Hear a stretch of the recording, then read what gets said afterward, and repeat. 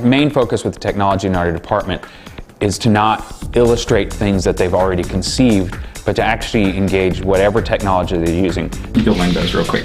What he's now negotiating is with the technology, so getting something that's digital and has kind of infinite resolution and scale with something that's in our physical world. So this is like, I don't know, you can think of like that Willy Wonka machine that went from the candy bar virtual to the TV, and it had to undergo and become particles. Well, that's kind of, he's Mr. Wonka right now.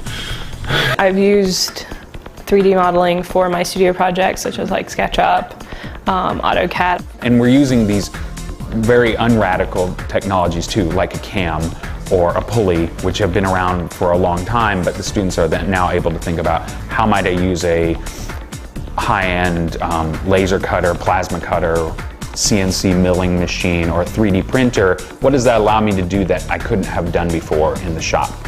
It opens us up to new images, new ideas. I decided to go more towards technology that is used in NASA and airplanes and jets. The structure of the bridge is actually going to be done similar to an airplane wing.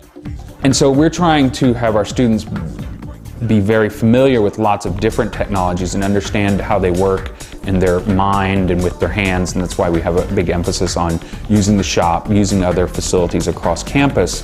And the students worked with the theater arts people to not only just receive information from them and then make the thing that they asked for. Our students actually collaborated with them on saying, okay, this is a reasonable way to do this, and after they had understood the technology, worked as consultants to another department across campus. I was in the Berlin Wall Studio last semester, so we got a grant from Havenhurst for $8,000 to construct a large installation on campus to sort of etch that face and to etch the words in. It would have been very time consuming beforehand, so that would have been nearly impossible. Also, the craft that you get on the machine is much better than what you would do if we tried to cut it out by hand.